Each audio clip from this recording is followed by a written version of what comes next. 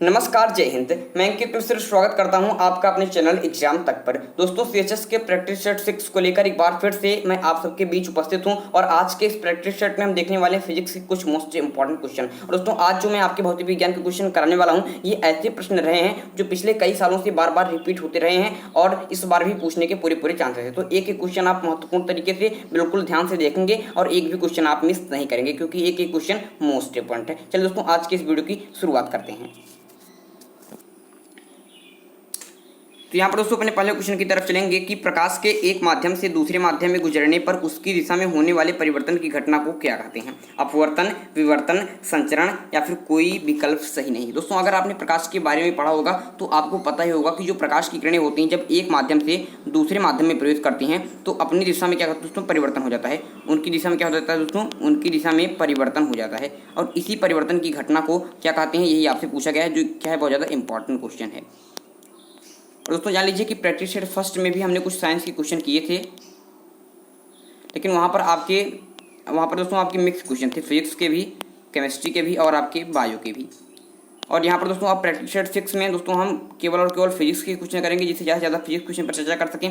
Practice set 7 में दोस्तों हम केमिस्ट्री के क्वेश्चन पर चर्चा करेंगे और प्रैक्टिस सेट 8 में आपके बायो के कुछ महत्वपूर्ण क्वेश्चन की चर्चा करेंगे। तो इससे आपके दोस्तों एक एक फिजिक्स से, केमिस्ट्री से और बायो से भी हम कई सारे क्वेश्चन को दोस्तों कवर कर पाएंगे। इसलिए दोस्तों प्रैक्टिस 6, 7 और 8 ये तीनों आपके बहुत ज़्यादा इंपॉर्टेंट होने वाले हैं। चैनल को सब्सक्राइब कर लीजिए, इससे जब भी मैं इसका नेक्स्ट वीडियो डालूँ तो उसका आपकी नोटिफिकेशन सबसे पहले आपको मिल जाए। तो दोस्तों, प्रकाश के एक माध्यम से दूसरे माध्यम में गुजरने पर उसकी दिशा में होने वाले परिवर्तन को अपवर्तन कहते हैं। ये बहुत ज़्यादा इंपॉर्टेंट है, ये आपको बिल्कुल याद होनी चाहिए। देखिए दोस्तों, मैं बिल्कुल डीप में आपको समझाता हूँ किस प्रकार से है ये।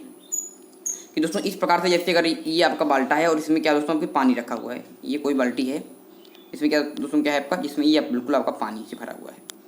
और दोस्तों ये आप प्रकाश की किरणें आप क्या करते हैं, इसमें मैं इसको अभिलंब मान लेता हूँ, एक इसको नॉर्मल मान लेता हूँ। और जब इसमें दोस्तों क्या करते हैं, आप प्रकाश की किरणें डालते हैं इस प्रकार से, तो ये बिल्कुल इसको इसी प्रकार से बिल्कुल सीधी जानी चाहिए थी, लेकिन ये सीधी नहीं जाती हैं। ये सीधी क्या होती हैं, पर नहीं जाती हैं, बल्कि अभिलंब की तरफ क्या होती है दोस्तों, झुक जाती हैं। बिल्कुल क्या होती हैं दोस्तों, आपकी अभिलंब की तरफ झुक जाती हैं। अगर विरल माध्यम से लेकर अगर आपके सरल विरल उसके माध्यम से सघन माध्यम में जाती हैं दोस्तों, क्या होती हैं, तो आपको झुक जाती हैं। और अगर सघन से विरल जाती हैं दोस्तों, क्या होती हैं, आपको दूर हट जाती हैं, दूर हट जाती हैं। तो ये आपको बिल्कुल याद होना चाहिए कि जब विरल से लेकर जब सघन में जाएंगी तो क्या हो दोस्तों, तो झुक जाएंगी। तो अभिलंब की तरफ क्या हो दोस्तों, तो अभिलंब की तरफ क्या होंगी, आपके झुक जाएंगी।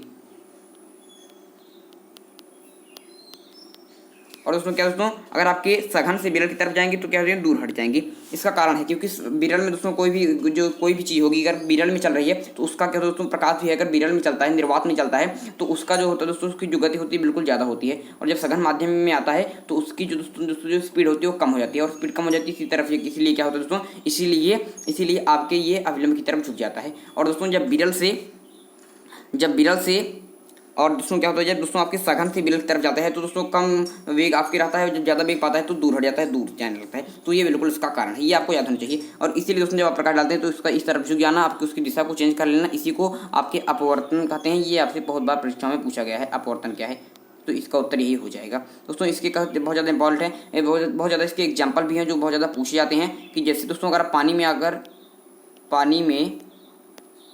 दोस्तों अगर पेंसिल डाल दें, पेंसिल डालने पर पेंसिल का टेढ़ी दिखना, ये किसका एग्जाम्पल है दोस्तों, ये भी आपके अपवर्तन का ही आपका उदाहरण है। तो इसी प्रकार से बहुत सारे पूछे जाते हैं कि आपके तालाब का कम गहरा दिखाई देना, मछली का उसकी जो एग्जैक्ट जो आपकी पोजीशन होती है उससे बिल्कुल अलग दिखाई देना, उसका क्या कारण है, तो इसका सबका कारण भी आपका दोस्तों अपवर्तन है। ये आपको बिल्कुल याद होना चाहिए। यहाँ पर देखेंगे दोस्तों, तो प्रकाश के यहाँ पर बिल्कुल ये आपका एक क्वेश्चन बिल्कुल सही हो जाएगा, बहुत ज़्यादा इंपॉर्टेंट है। दोस्तों परावर्तन के बारे में जान लीजिए, बहुत ज़्यादा पूछा जाता है। परावर्तन क्या हो दोस्तों, कि जब दोस्तों अगर आपने इस माध्यम पर प्रकाश की किरणें डाली और इस तरफ से इस तरफ अगर पॉलिश है Ag2S है, फिर ZnS से, तो क्या दोस्तों ये बिल्कुल आप क्या होती है, इस तरफ बिल्कुल आपके दोस्तों क्या होती है, परावर्तित हो जाती है। तो एक इस पर डालने पर उसी दिशा में क्या होता है, वापस लौटाना, इसी को परावर्तन कहते हैं। प्रकाश का उसी माध्यम में टकराकर दोस्तों, प्रकाश का दोस्तों क्या होता है, किसी सतह से टकराकर उसी माध्यम में वापस लौटाना दोस्तों का परावर्तन कहता है। ये भी बिल्कुल आपको पता होना चाहिए, परावर्तन बहुत ज़्यादा पूछा जाता है। तो यहाँ पर देखेंगे दोस्तों, नेक्स्ट क्वेश्चन की तरफ चलेंगे। और दोस्तों आप जान लीजिए कि ये जो हमारा प्रैक्टिस सेट होता है ये आपके 9th के लिए एंड 11th के लिए बहुत ही ज़्यादा इंपॉर्टेंट होता है।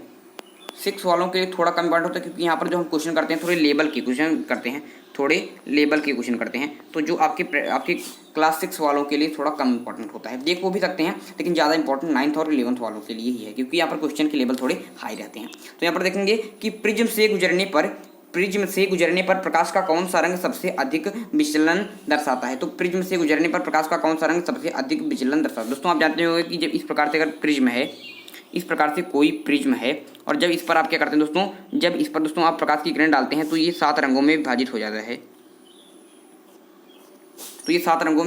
है। इसको हम विज्ञ ओर से लिखते हैं।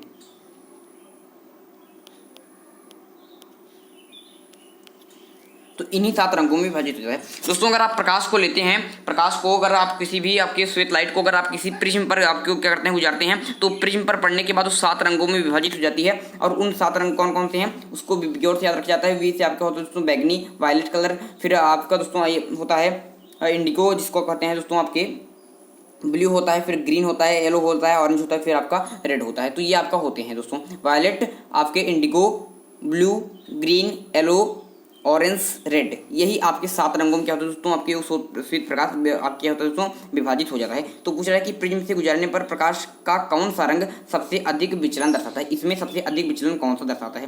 दोस्तों इसके बारे में एक चीज़ आपको और पता होनी चाहिए, जो मैं आपको यहाँ पर बता देता हूँ कि जिसकी जो तरंग दैर्ध्य होती है, जिससे कहते हैं वेवलेंथ,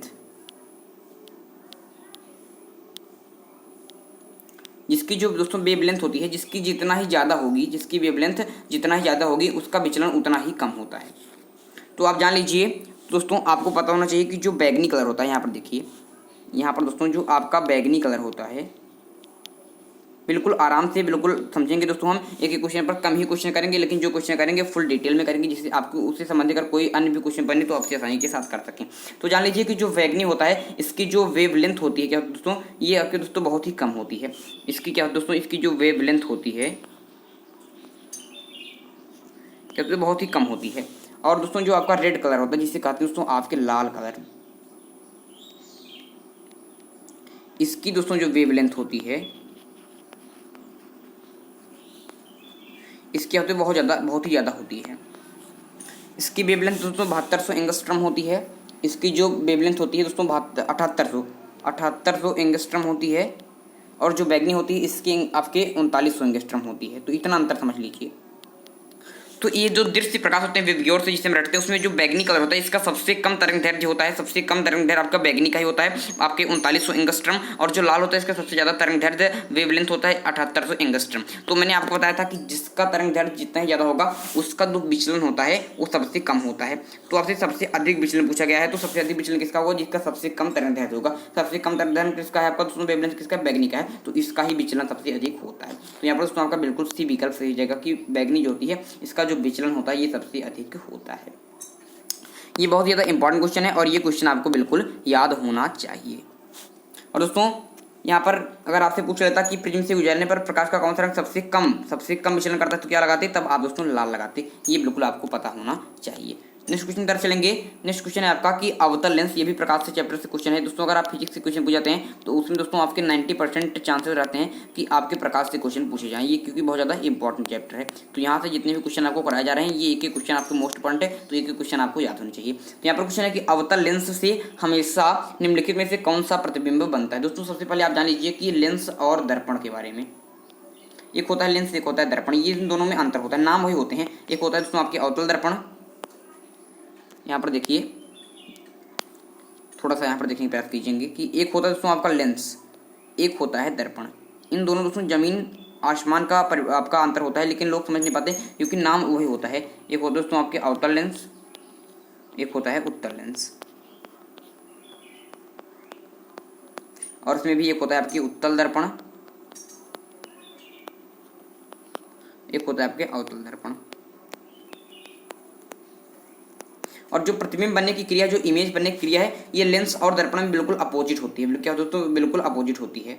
बिल्कुल अपोजिट होती है। तो अगर आपको दर्पण पता है तो उसका उल्टा कर लेंगे तो आपके लेंस में आ जाएगा, और अगर लेंस अगर पता है तो उसका उल्टा कर लेंगे तो दर्पण में आ जाएगा। कहने का मतलब ये है कि दोस्तों जो आपका अवतल दर्पण होता है उसमें दर्पण की मैं यहाँ पर बात कर रहा हूँ, जो अवतल दर्पण होता है इसमें जो आपके चित्र बनते हैं, इसमें जो दोस्तों आपका इमेज बनता है, जो प्रतिबिंब बनता है, चित्र नहीं कहेंगे इमेज कहेंगे, जो इमेज बनता है क्या होता है दोस्तों, ये दोस्तों आपका वास्तविक बनता है, उल्टा बनता है, और उसमें क्या होता है दोस्तों आपके वास्तविक बनता है, उल्टा बनता है, और दोस्तों आपके छोटा बड़ा बराबर तीनों बनते हैं, जिस प्रकार से आपकी वस्तु की स्थिति रहती है। और आभासी भी बनता है एक कंडीशन में, सीधा भी बनता है, आभासी सीधा, और क्या दोस्तों आपके बिल्कुल बड़ा। तो इस प्रकार से आपके दर्पण बनते हैं। अगर अवतल दर्पण के बारे में पूछ लेता तो अवतल दर्पण में वास्तविक बनता है, उल्टा बनता है, छोटा भी बनता है, बड़ा बनता है, बराबर बनता है, आभासी बनता है, सीधा बनता है, और आपके बड़ा बनता है। तो इस प्रकार से चित्र बनते हैं। लेकिन जो उत्तल दर्पण होता है, लेकिन दोस्तों जो आपका उत्तल दर्पण होता है, जो उत्तल दर्पण होता है दोस्तों आपका जो उत्तल दर्पण होता है, इसमें दोस्तों क्या होता है, इसमें बिल्कुल आभासी बनता है, सीधा बनता है, और दोस्तों क्या होता है आपका बिल्कुल आपका छोटा बनता है।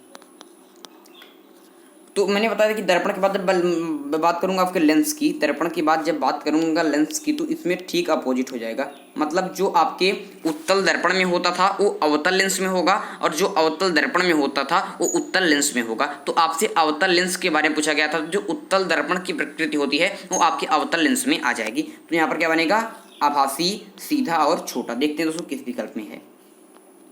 अवतल लेंस से हमेशा प्रतिबिंब कैसा बनेगा दोस्तों, कैसा बनेगा दोस्तों, बिल्कुल आपका आभासी, और क्या बनेगा दोस्तों, सीधा बनेगा। वास्तविक और सीधा नहीं बनेगा। वास्तविक बनता है तो हमेशा उल्टा ही बनता है। वास्तविक और अधोशीर्षी, आभासी और अधोशीर्षी ये नहीं बनेगा। तो यहाँ पर भी विकल्प बिल्कुल सीधेगा, आभासी, सीधा। और अगर पूछ लेता उसके बारे में और तो दोस्तों बिल्कुल छोटा बनेगा। तो इसके बारे में आपको पता होगा कि लेंस और जो दर्पण होते हैं उसमें जो प्रकृतियाँ होती हैं क्या दोस्तों बिल्कुल अपोजिट होती हैं। यहाँ पर अगर आपसे अवतल दर्पण के बारे में पूछता तो वास्तविक और उल्टा भी हो जाता, और आपके आभासी और सीधा भी हो जाता, क्योंकि दोनों वहाँ पर बनते हैं।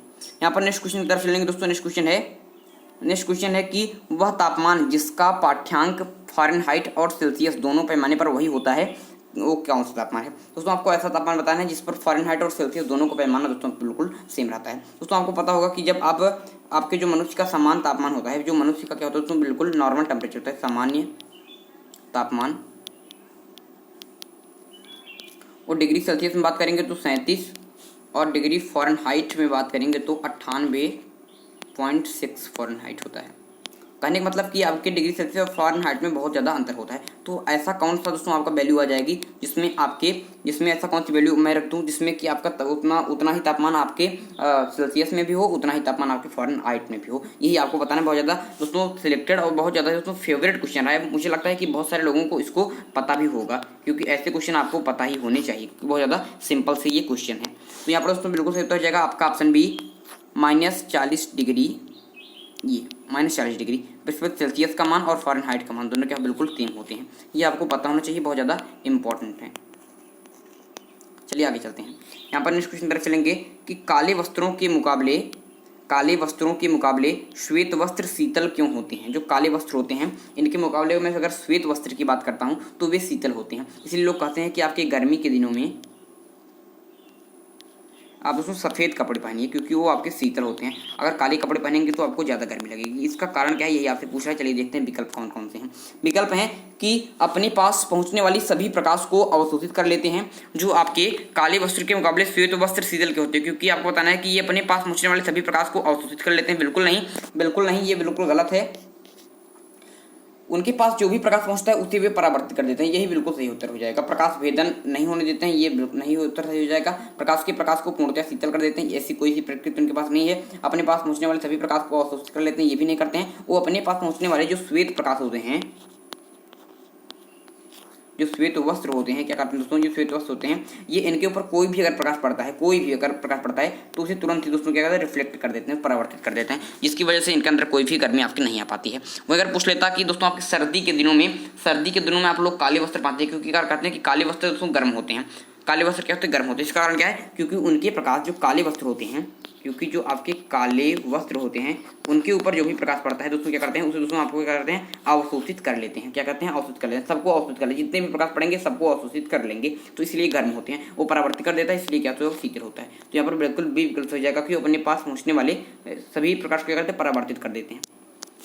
याद रखिएगा, बहुत ज़्यादा इंपॉर्टेंट क्वेश्चन है। यहाँ पर नेक्स्ट क्वेश्चन तरफ चलेंगे दोस्तों। इस सेशन के बारे में जान लीजिए कि जो हमारा आपका प्रैक्टिस सेट का सेशन होता है लगभग 30 मिनट का सेशन होता है। तो 30 मिनट में हम मैक्सिमम से मैक्सिमम क्वेश्चन करने की आपके करते हैं। और दोस्तों यहाँ पर केवल क्वेश्चन नहीं करते, फुल डिटेल में आपको आंसर बताए जाते हैं। और ये हमारा प्रैक्टिस सेट 6 है। इससे पहले मैंने इसके कुल 5 प्रैक्टिस सेट को दोस्तों आपके अपलोड कर दिया है, जिसके पूरे प्लेलिस्ट की लिंक आपको आई बटन पर, ऊपर आपको आई बटन दिख रहा होगा, वहाँ पर मिल जाएगा। और दोस्तों आपको नीचे डिस्क्रिप्शन लाइन में भी मिल जाएगा। और दोस्तों इस चैनल को तुरंत आप सब्सक्राइब कर लेंगे,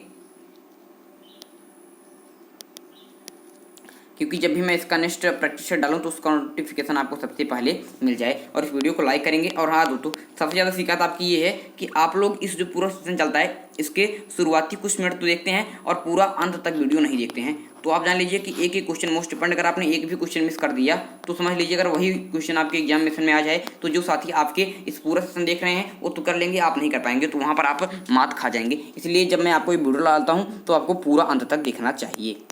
और आप लोग इसको देखेंगे भी, मुझे पूरा आपको दोस्तों भरोसा है। और दोस्तों आप लोग सपोर्ट कीजिए इस क्वेश्चन को, इस आपके पूरे प्रैक्टिस सेट को शेयर भी अवश्य कीजिएगा, लाइक कीजिएगा दोस्तों, और सब्सक्राइब भी चैनल को अवश्य कर लीजिएगा। तो यहाँ पर क्वेश्चन है कि दो निकायों के बीच ऊष्मा के प्रवाह की दिशा निर्भर करती है। दो ऐसे निकाय हैं, इनके बीच में अगर ऊष्मा का क्या होता है, ट्रांसफॉर्मेशन हो रहा है, आपका ऊष्मा क्या ट्रांसफर हो रही है, तो इसका किस पर निर्भर करती है, ये आपसे पूछ रहा है। बहुत ज़्यादा इंपॉर्टेंट क्वेश्चन है। तो यहाँ पर दोस्तों अब आपकी हीट के क्वेश्चन, हीट और एनर्जी के क्वेश्चन आ रहे हैं। हीट और एनर्जी क्वेश्चन आ रहे हैं। शुरू में हमने कुछ आपके फिजिक्स में आपके लाइट के क्वेश्चन भी हमने शुरू में किए। तो यहाँ पर दो निकायों के बीच में ऊष्मा की प्रवाह दिशा निर्भर करती है दोस्तों, उनकी विशिष्ट ऊष्मा पर बिल्कुल नहीं, उनके गुप्त ऊष्मा पर बिल्कुल नहीं, उनके अपने अपने तापमान पर, उनके अपने अपने तापमान पर। दोस्तों ऊष्मा के बारे में जान लीजिए, ऊष्मा क्या है। यहाँ पर देखिए दोस्तों, मैं आपको बिल्कुल डीप में बताता हूँ कि हीट क्या है। दोस्तों जान लीजिए कि हीट एक प्रकार की एनर्जी है। क्या दोस्तों, एक प्रकार की एनर्जी है जो हमें ये बताती है कि वस्तु गर्म है या फिर ठंडी है। गर्म है क्या दोस्तों, या फिर आपकी ठंडी है। तो ऐसे अगर आपसे पूछ ले कि आपको उसमें क्या होती है, तो एक ऐसी ऊर्जा जो हमें यह बताए कि कोई वस्तु गर्म है या फिर ठंडी है। किसी वस्तु की आपके दोस्तों आपकी क्या बताया, आपकी गर्म है या फिर ठंडी है, ऐसी ऊर्जा को ही हम दोस्तों ऊष्मा कहते हैं। और ये एनर्जी है तो ये फ्लो भी होती है, ये क्या दोस्तों बहती भी है। कैसे दोस्तों, आपकी अधिक ऊष्मा से कम ऊष्मा की तरफ, मतलब गर्म वस्तु से ठंडी वस्तु की तरफ, क्या दोस्तों ये फ्लो भी होती है। तो हीट एक प्रकार की एनर्जी है जो हमें बताती है कोई वस्तु गर्म है या फिर ठंडी है। और ये एनर्जी है तो फ्लो भी होती है, बहती भी है गर्म वस्तु से ठंडी वस्तु की तरफ। तो दोस्तों यहाँ पर आपसे पूछ रहा था कि दो निकायों के बीच ऊष्मा की प्रवाह की दिशा निर्भर करती है, तो उनके अपने अपने तापमान पर। जिसका तापमान कम रहेगा उससे और जिनका तापमान ज़्यादा रहेगा उससे उसमें बहेगी, जिसका तापमान कम रहेगा उसकी तरफ आपकी बहेगी। तो ये आपके उनके अपने अपने तापमान पर निर्भर करता है। बहुत ज़्यादा इंपॉर्टेंट क्वेश्चन है दोस्तों। पीछे मैंने आपको बताया था आपके प्रकाश के बारे में, तो प्रकाश के बारे में पूछ ले कि प्रकाश क्या है। जैसे आप ऊष्मा के बारे में पूछे तुरंत बता देंगे कि एक ऐसी ऊर्जा है जो बताती है वस्तु गर्म है या फिर ठंडी है। तो जान लीजिए कि प्रकाश भी एक प्रकार की एनर्जी ही है,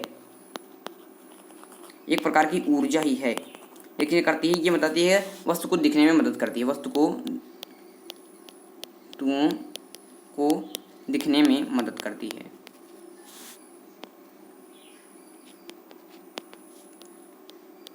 अगर दोस्तों प्रकाश न रहे तो हम किसी वस्तु को देख नहीं पाएंगे। अगर आप लोग सोचते होंगे कि आंख है इसलिए हम देख पा रहे हैं, तो बिल्कुल जरूरी है कि आंख हम देख पा रहे हैं, लेकिन प्रकाश भी मोस्ट इंपॉर्टेंट है। क्योंकि अगर आप किसी अंधेरे कमरे में जाते हैं तो आपको नहीं दिखता है, तो आपकी आंख तो नहीं खत्म हो जाती। आंख तो आपके दोस्तों प्रॉपर तरीके से कार्य करते रहते हैं, लेकिन आपको दिखता नहीं है। क्यों नहीं दिखता? क्योंकि आपके कमरे में प्रकाश नहीं होता। तो मतलब किसी भी वस्तु को दिखने में आपके प्रकाश सबसे ज़्यादा रोल अदा करती है। अगर प्रकाश नहीं है तो आपके पास आंख है, उसके बाद भी आप नहीं देख पाएंगे। दोनों आपके मेजर कॉम्पोनेंट है। आपके मेजर क्या है दोस्तों, आपके मेजर है कि आपके आंख भी होनी चाहिए और आपके पास दोस्तों आपकी लाइट भी होनी चाहिए। तो आपके प्रकाश क्या है, एक प्रकार की एनर्जी है, ऊर्जा है जो वस्तुओं को दिखने में मदद करती है। और उसमें ये बिल्कुल सीधे में गति करती है, बिल्कुल रेखीय गमन करती है। ये भी आपको पता होना चाहिए।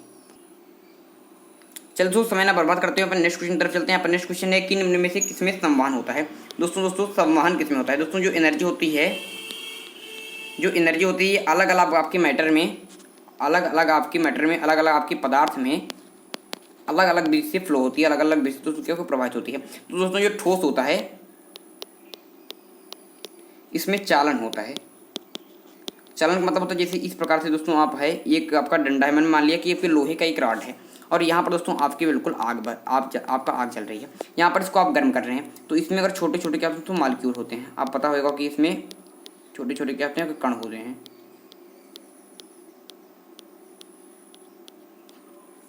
छोटे छोटे कण होते हैं। तो अगर आपने कभी देखा होगा कि आप अगर एक लोहे की रॉड लीजिए और आप क्या कर दीजिए, जहाँ पर आपकी आग जल रही है, जहाँ पर दोस्तों आपकी आग जल रही है वहाँ पर उसको लगा दीजिए, तो वहाँ पर गर्म तो आप इस हिस्से को कर रहे हैं, गर्म तो आप इस हिस्से को कर रहे हैं, धीरे धीरे आपके जो हाथ में जो पकड़ रहेंगे वो हिस्सा भी गर्म हो जाता है। क्यों? क्योंकि दोस्तों जब ये आपका ये वाले जब कण दोस्तों जब करते हैं, जब गर्म हो जाते हैं तो ये अपनी एनर्जी को इनको ट्रांसफर कर देते हैं, और जब ये गर्म हो जाते हैं तो इनको ट्रांसफर कर देते हैं, ये इनको ऐसे ऐसे कर रही है दोस्तों, पूरी रॉड आपकी गर्म हो जाती है। तो इस प्रकार से विधि को, जिसमें से अपना जो कण होता है वो अपने अगले वाले कण को दोस्तों ऊर्जा को ट्रांसफर कर दे, इस एनर्जी को दोस्तों चालन विधि कहते हैं। क्या कहते हैं दोस्तों? चालन विधि कहते हैं।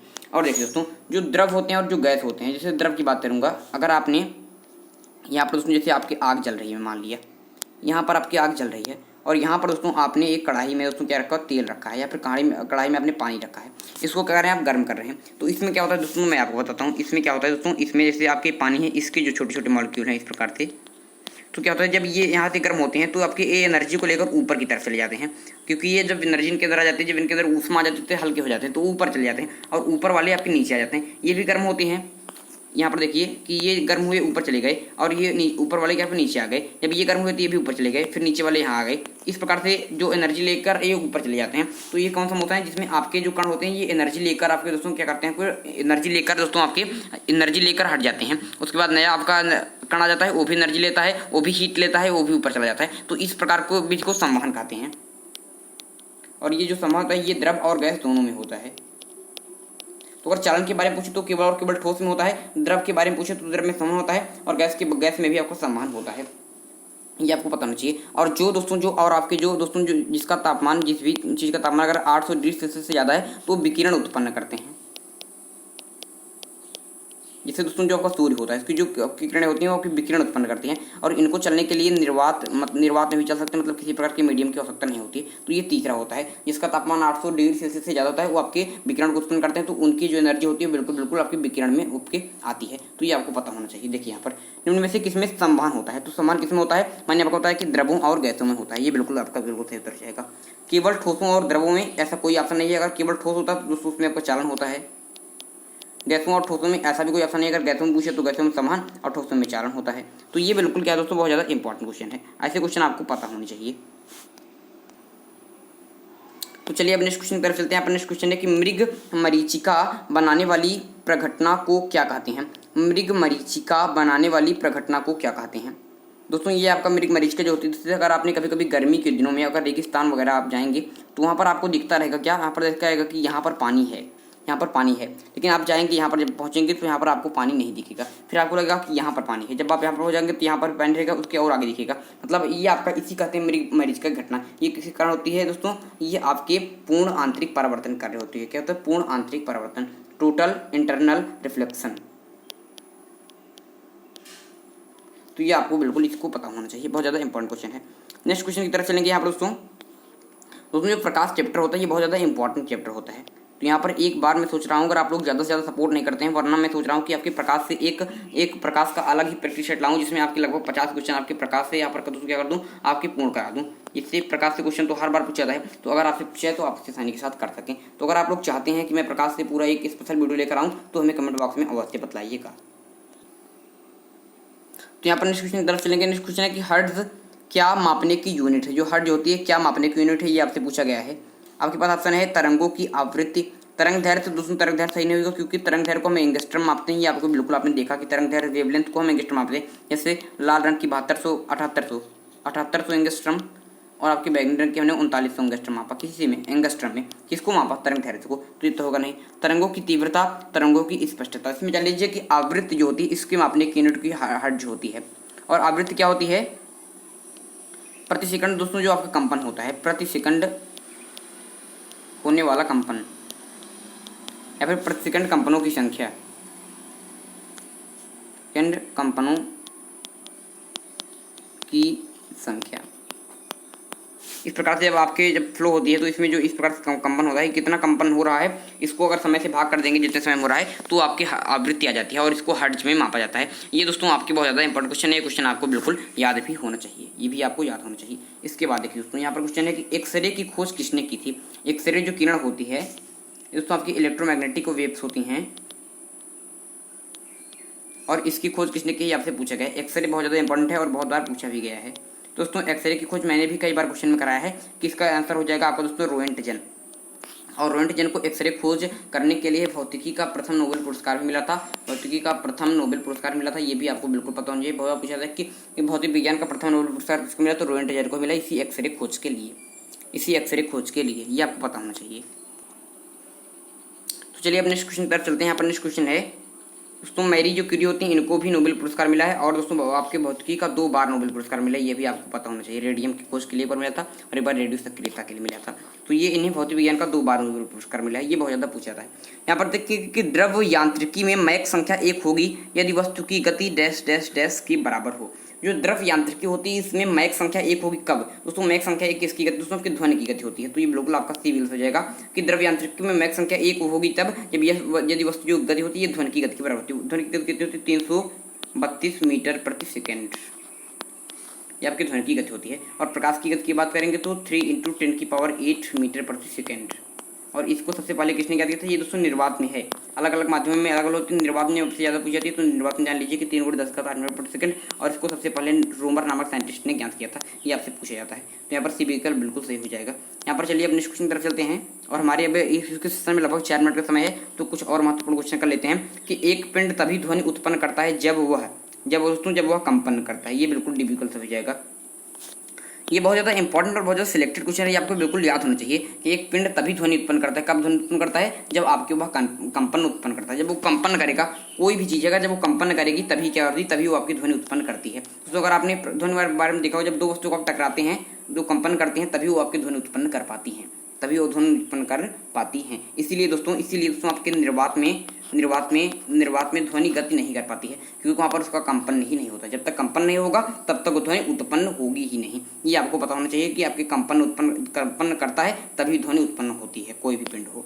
इसके बाद देखेंगे कि नियत चाल से गति करने वाली वस्तु का दूरी समय ग्राफ एक सरल रेखा होता है, ये आपसे पूछा गया है कि नियत चाल से गति करने वाली वस्तु की दूरी समय ग्राफ एक डैश डैश डैश होता है। दोस्तों इसका बिल्कुल सही जाएगा आपका ऑप्शन सी सरल रेखा में। दोस्तों इस प्रकार से अगर मान लूँ, इस प्रकार से नियत चाल से मैं मान लूँ, तो यहाँ पर देखिए नियत चाल से गति कर रहे हैं तो इस प्रकार से बिल्कुल सीधी रेखा हो जाती है। यहाँ पर ये आपका समय होता है और ये आपका चाल होता है इधर। तो यहाँ पर दोस्तों क्या होता है, बिल्कुल अगर समय बिल्कुल नियत चाल से गति कर रही है कोई वस्तु, तो क्या होता है, बिल्कुल सीधी रेखा में होती है, बिल्कुल सीधी रेखा में होती है। वृत्त में भी नहीं होगी, बिंदु में भी नहीं होगी, वक्र में भी नहीं होगी। नियत चाल से गति कर रही है तो सरल रेखा में होगी। इस प्रकार से आपका समय ग्राफ बनता है। ये आपको पता होना चाहिए, बहुत ज़्यादा इंपॉर्टेंट क्वेश्चन है और बहुत ज़्यादा अच्छा ही क्वेश्चन है। इसके बाद चलेंगे नेक्स्ट क्वेश्चन की तरफ। यहाँ पर देखिए दोस्तों हमारा 28 मिनट हो गया और ये क्वेश्चन आपका न्यूमेरिकल सेशन है और इस क्वेश्चन को आप हल कर लीजिएगा और हमें कमेंट बॉक्स में इसका आंसर दीजिएगा कि आप इसका आंसर क्या आपने दिया है, मैं देखूंगा। और इसके बाद जब मैं इसका नेक्स्ट पार्ट लेकर आऊँगा तो उसमें आपका इस क्वेश्चन को आंसर कराऊंगा और आपको फुल डिटेल में इसका हल भी करा दूंगा। तो इस क्वेश्चन को देख लीजिए, स्क्रीनशॉट ले लीजिए और इस क्वेश्चन को हल करके हमें इसका आंसर आप कमेंट बॉक्स में अवश्य कर दीजिएगा, क्योंकि ये बहुत ज़्यादा इंपॉर्टेंट क्वेश्चन। चलिए दोस्तों कुछ और भी क्वेश्चन कर लेते हैं।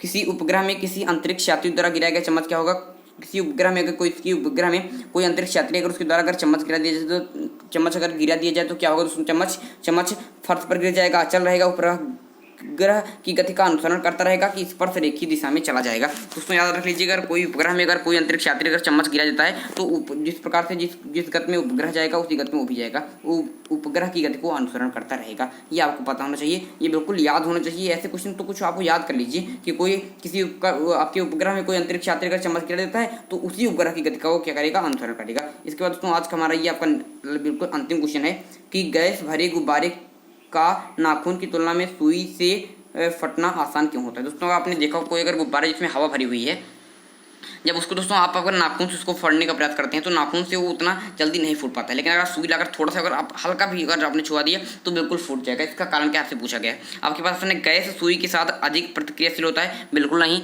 ये उत्तर सही नहीं होगा।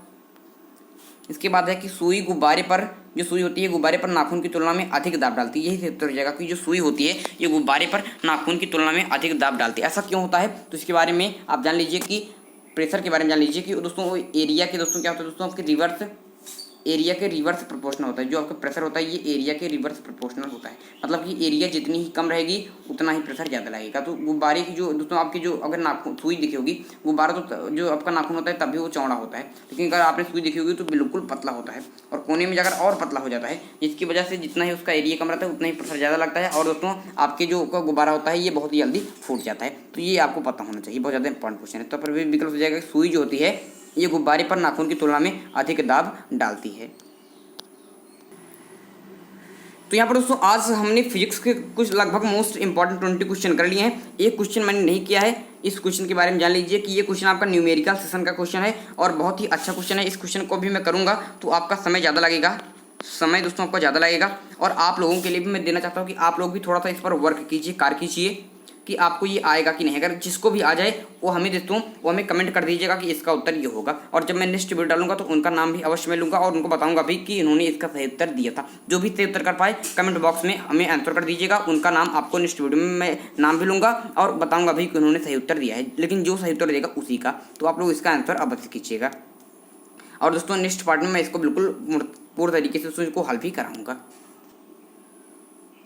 तो दोस्तों आज का ये क्विज सेशन मैं यहीं पर समाप्त करता हूं और उम्मीद करता हूं कि आप लोगों को ये सेशन अच्छे से समझ में आया होगा। एक एक क्वेश्चन आपने आसान तरीके से और बहुत ही अच्छे तरीके से किए होंगे। अगर दोस्तों आप लोगों को ये सेशन अच्छा लगा हो तो वीडियो को लाइक कीजिएगा, चैनल को सब्सक्राइब कर लीजिएगा और अपने ज़्यादा से ज़्यादा मित्रों को इसको शेयर कर दीजिएगा। और दोस्तों प्रैक्टिस सेट इसके 5 को 4 को 3 को 2 को 1 को इन 5 प्रैक्टिस सेट को आप दोस्तों आप जाकर देख लीजिएगा। पूरे प्लेलिस्ट की लिंक आपको डिस्क्रिप्शन लाइन में दी गई और बहुत ज़्यादा इंपॉर्टेंट वीडियो की प्लेलिस्ट मैंने वहाँ पर आपको प्रोवाइड करा दी है। जाकर सारी वीडियो को अवश्य देखिए, क्योंकि यहाँ पर एक एक क्लास में आपकी जितनी भी यूट्यूब क्लास सारी की फ्री क्लासें रहती हैं। चलो दोस्तों आज के लिए आपसे लेते हैं विदा। अगले वीडियो में एक नए टॉपिक के साथ फिर होगी मुलाकात, तब तक के लिए मुझे दीजिए इजाजत। मैं हूं अंकित मिश्रा और आप देख रहे हैं एग्जाम तक। धन्यवाद।